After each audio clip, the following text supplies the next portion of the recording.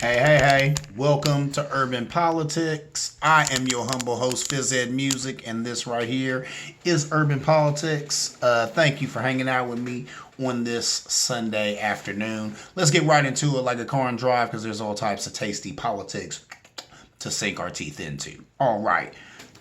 First up the bat, we'll talk about the situation at the border. I know you've been seeing the pictures and such on the TV. It's been egregious. It's been horrible.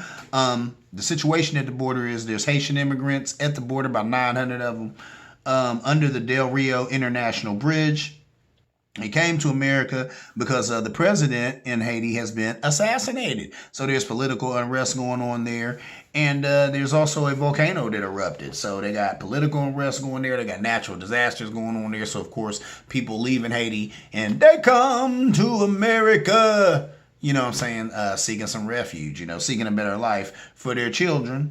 Border agents whipping them on horseback. That was a horrible scene. When you seen border agents, like I said, on horseback whipping Haitian immigrants.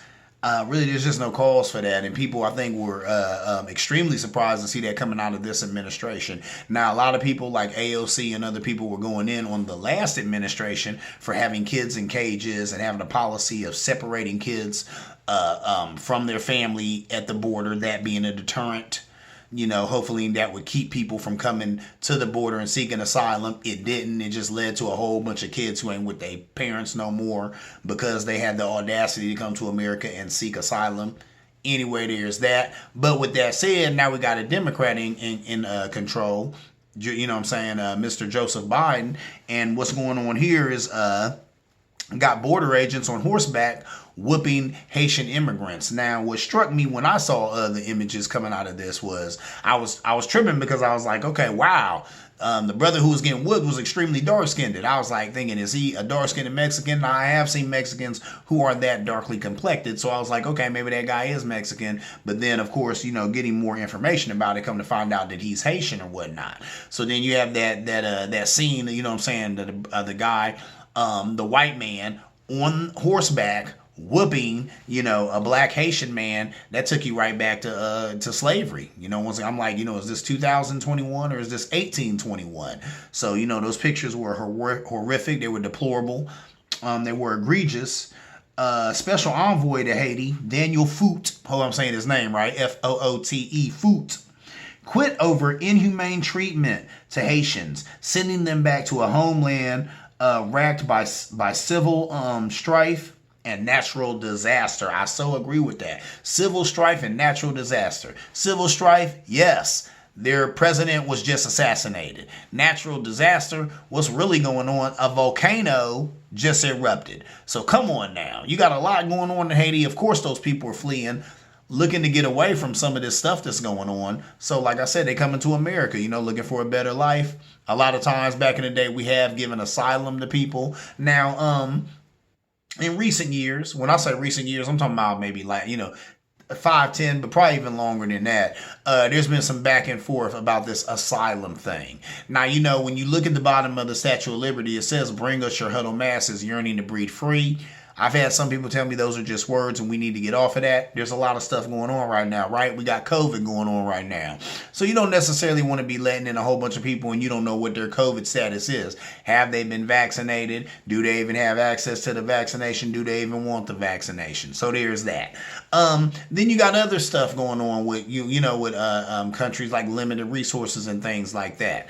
What makes this interesting is because a lot of times when people are trying to migrate into America, it's because of something that in fact our country has done. Like a lot of people in South America or in Mexico who are trying to come to America, it's because of some political unrest that we've probably caused. It's probably because of gangs and stuff like that are off the hook due to a drug problem that America has caused. I tell people that all the time. They got to remember when the Mexican president, had said to America, our drug problem is your drug problem. Where do you think these drugs are going? And they seem that, they've shown that statistically that America consumes more drugs than anybody on the planet. So it is what it is. You know what I'm saying? So Usually it's like that, but right here, it seems that America hasn't necessarily had anything to do with what's going on here in Haiti. A natural disaster, nobody can call that. That's just when God get upset and boom, you got a volcano. That is what it is. Volcanoes do erupt, even though they haven't erupted in years, they do erupt. So when you build your house by one, I guess you got to see that coming. And this political unrest with the president being assassinated in a coup, I mean, that happens. But it doesn't look like either of these were happened by America. A lot of times we go and we destabilize governments and do stuff like that, which causes immigrants to come here trying to escape that. It looks like in this case, these are just things, tragedies that have befallen Haiti, and we don't necessarily have anything to do with it. Does that mean that we shouldn't take people in and let people seek asylum here in the U.S.? No. We definitely should do that, but I can see why it makes people a little less sympathetic to the plight of these people, only because they're like, well, in this particular case, America didn't do anything to cause this. I'm like, at the same time, it doesn't mean that we should not be compassionate, you know what I'm saying, and empathetic to others. So we'll see what happens with that. Alejandro Mayorkas, Secretary of Homeland Security, condemned the immigrants and not the agents, which I thought was striking. I was like, man, he ain't even gonna say nothing about the immigrants, like they shouldn't have did what they did, or we're gonna find out who this who this agent is who calls himself beating immigrants on horseback. There was a couple of shows where I seen where they said that showed how that immigrant gonna say some stuff talking about you hide behind your women. You treat your women like ish. This is why your country is ish. Something like that. I'm paraphrasing, but just stuff like that. You know what I'm saying? Just really talking to these people all crazy or whatever, and definitely treating them crazy, whipping them for, while you sitting up on a horse. So that needs to be dealt with. That guy in particular definitely needs to be reprimanded, and the least amount fired. So we'll see what happens with that. Jen Psaki, Speaker for the White House, she said that she needed more context to speak about the video. Said she didn't have enough info. I think that's garbage. I'm calling BS on that. You didn't have enough info. You saw the video with your eyes like we saw the video with our eyes, right? You had a white man on the back of a horse with a whip in his hand, whipping a person of color. Not a good look for your administration.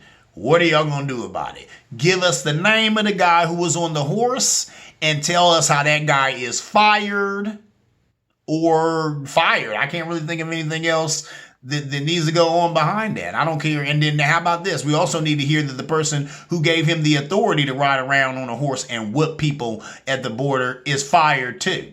That's what this administration needs to do. If they want to fix this, that's how they fix it. So moving on, Maxine Waters said it best. She said, what in the hell are we doing? We are following the Trump policies. Yep, there it is. And that's kind of what's going on here. And they had talked about that, how Biden had got rid of some Trump policies, but some he still kept in place. Why? Because he has a whole political party coming from the right. They are beating him constantly on Fox News, constantly in these other media outlets, talking about how the borders are porous, and Fox News going on and on and on about open borders. Open borders, open borders. If you turn on Fox News, that's what you're going to hear. We have open borders. We do not have open borders at all. Now, it looks like we do have a situation of immigrants hearing that this administration is more sympathetic to immigrants. Now, that's probably true. You know what I'm saying? But that doesn't mean that the border is open. That just means we have a president now who's not going to be separating families at the border. He's not going to be taking your kids away because you tried to come to America. Now, we're not doing that anymore. But we also are, as you see, sending people back home, because they had talked about that too. They talked about how these Haitian immigrants, a lot of them, they're processing under this bridge, finding out what's going on with them. They said the children are being, they have to take them to court and have a whole trial with them. But they said a lot of the adults, they're putting on a plane and sending right back to Haiti. And then I seen an article that talked about, or maybe not an article, I think I follow a person on TikTok, my favorite social media. Like, I'm on TikTok, follow the person, and she was saying how it's interesting how they claim they don't have food and water for these Haitian immigrants, but they're able to put them on planes and fly them back to Haiti.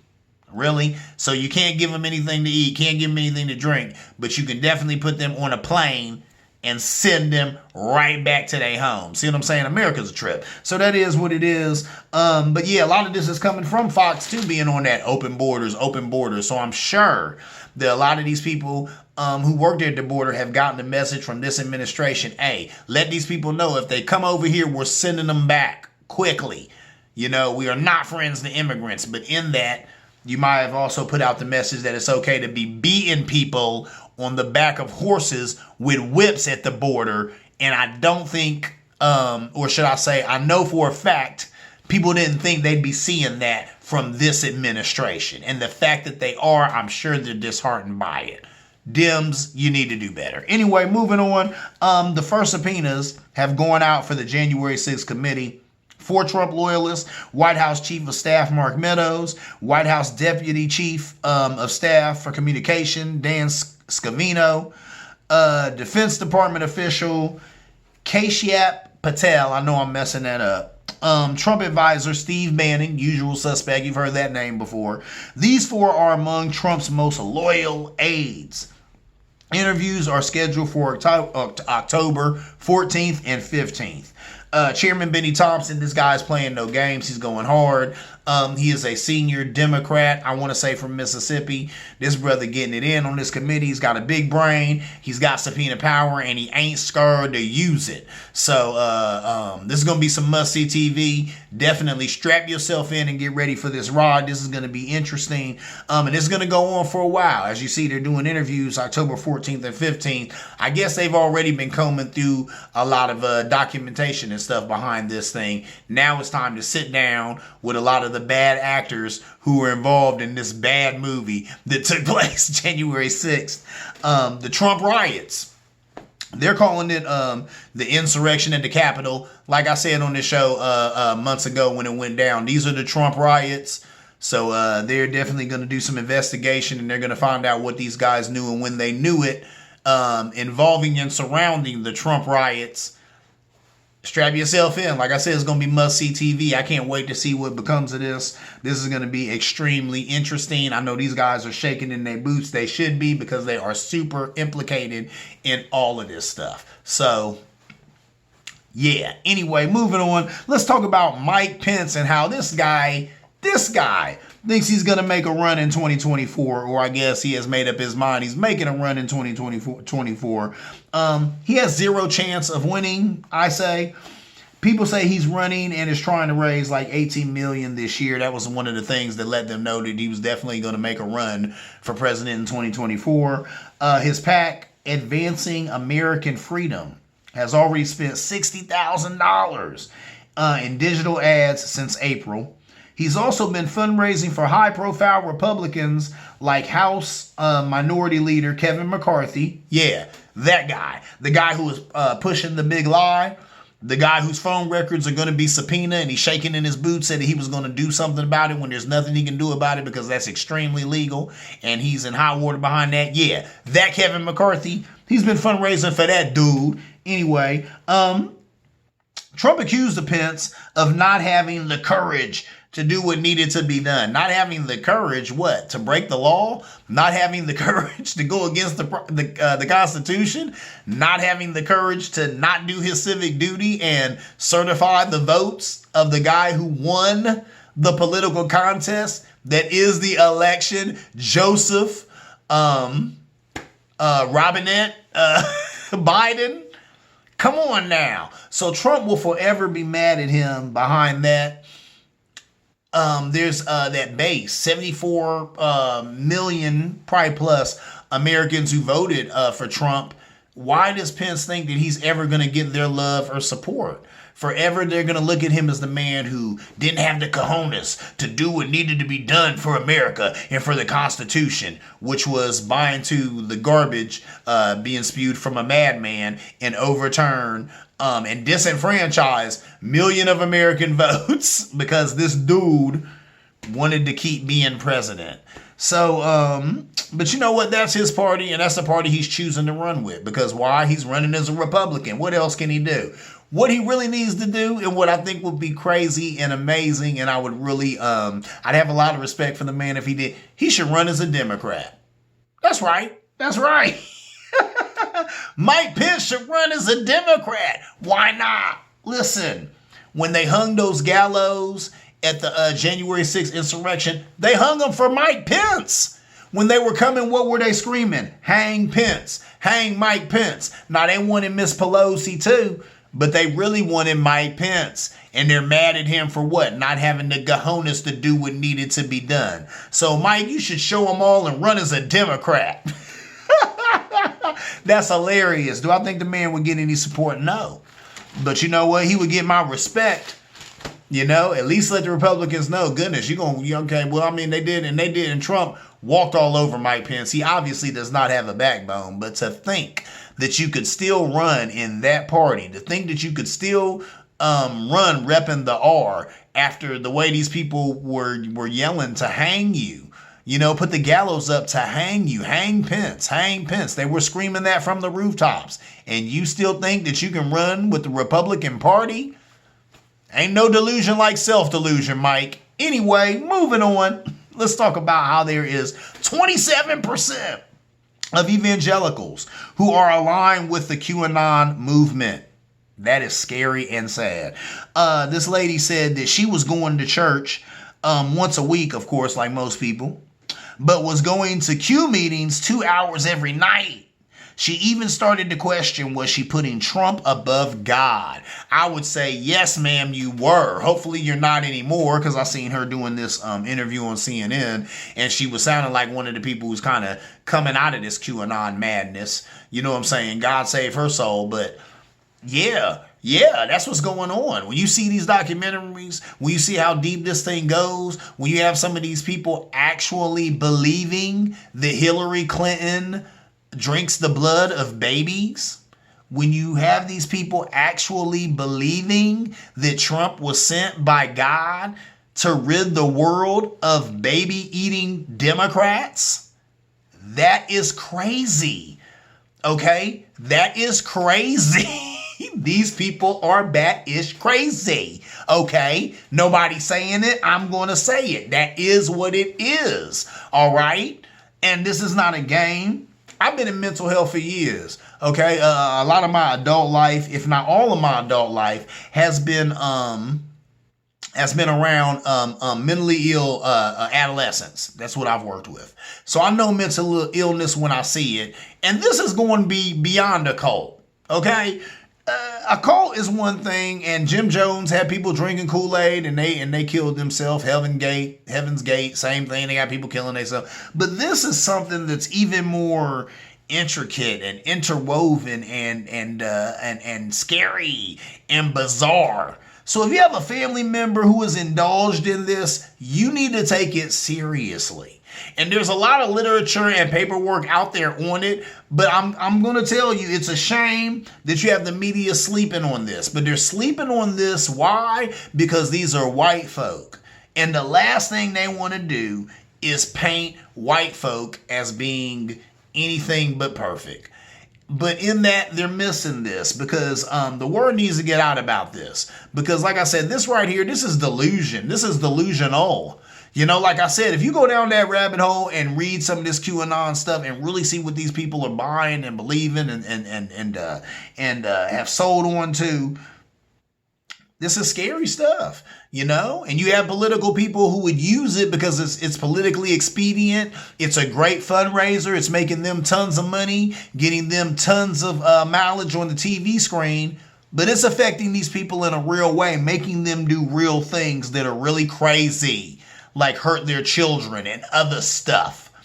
So something needs to be done about this. But when this woman says that, she says, I wondered and had to ask myself, am I putting Trump above God? That's what I would say. To anybody on this within the sound of my voice, they might be like, man, I ain't listening to that liberal black guy. I hear that. But ask yourself, are you putting Trump above God? And some of you are probably going to have to answer that question with a yeah. Some of them would probably actually be honest about it and be like, well, Trump is God. He was sent by God. He's like God's son. He's like Jesus. What?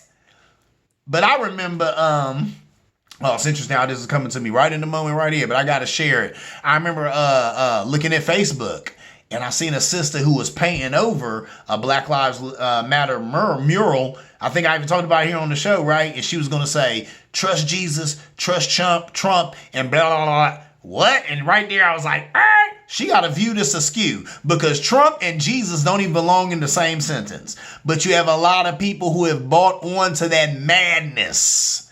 And that's what it is. It's madness. But QAnon has aligned themselves with these evangelicals.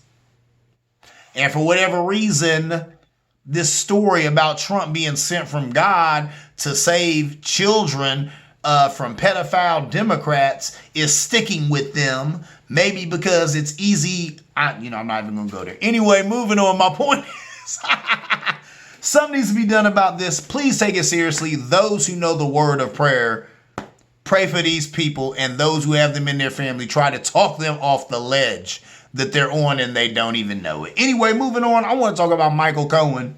That was Trump's dude. You know what I'm saying? His head lawyer for a while there said that Trump is not running in 2024. Said that he can't stomach the thought of being a two-time loser. Only saying he will run for the money and the attention, or that's what he's saying. So, Michael Cohen was saying that. He said, Trump, there's no way he's going to run because he couldn't stand the idea of being a two-time loser, which I tell people all the time I think he would be, because you see how many people came out in mass numbers voting for Biden to make sure that Trump didn't win. A lot of those votes that Biden got, they weren't necessarily Biden vote. They were anti-Trump votes. But think about that. That shows you how much people just did not like Trump. There's people who didn't give a hoot about Biden or Kamala Harris, but they did not like Trump. They said, I'm voting for anybody who ain't Trump. There you go. Right? Don't want to talk about that. So that is what it is. They said most of the $100 million that Trump has raised has went to promote his own interests, cover event and travel expenses, and pay the salaries of his aides and advisors. Everybody but Giuliani. Remember that. He taken some of this $100 million that he done raised off of talking about how he gonna run again in 2024, which is bupkis. He ain't gonna do it. But he loves the attention. You know what I'm saying? He loves the accolades. He loves being relevant in the Republican Party. And these idiots like McCarthy and all these other people, I say loosely, humans, who go down there to kiss the ring of Lord King Trump. He loves that. He loves that. Trump lives off of that. Without that, he would shrivel up and die. So all that attention, all those accolades. So he'll keep on pushing. Yet again, another big lie that he running in 2024. I pray he doesn't. My God. Because I ain't going to lie, I think this country is just stupid enough to vote for him again. And that scares me to pieces. But it is what it is. I'm a lover of politics, and that is an interesting show, is it not? But with that said, I tend to agree with Mr. Cohen here. I don't think Trump's going to run again. He just says it because it sounds good. He can raise a bunch of money. All the money that he's raised for it, he hasn't really even done anything to prop himself up for a run in 2024. All he's done is spend money on what? To cover events that he has, travel expenses when he run around the country doing these lame events. To pay the salaries of his aides and advisors, these other idiots who sit around him all day being his yes men, telling him how great he is. He's paying their salary so they can keep on kissing the booty of Lord King Trump. So this guy's not going to run again, but if he wants to keep that big lie going with the other big lies doing, it's obviously profitable. There is no grift like the grift he is running on the GOP and has been running for a while.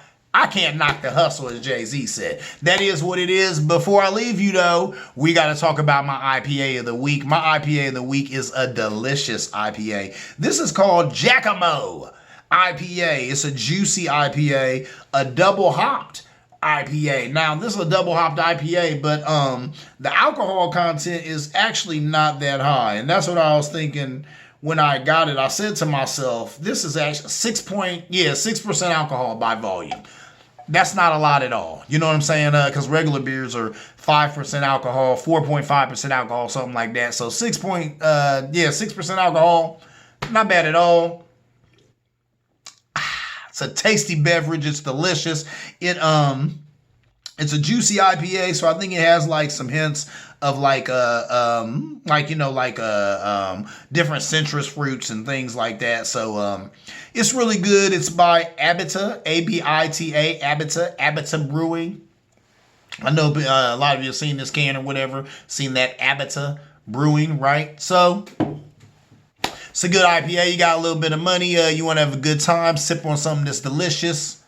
Get you a Giacomo Juicy IPA, double hopped. There it is. That is my time. Once again, I'm your humble host, Fizz and Music. This right here is Urban Politics. And as always, if you like what you see, and please like and subscribe, and tell a friend. In that order, you like, then you subscribe, then please tell a friend. And as always, see you around like a donut.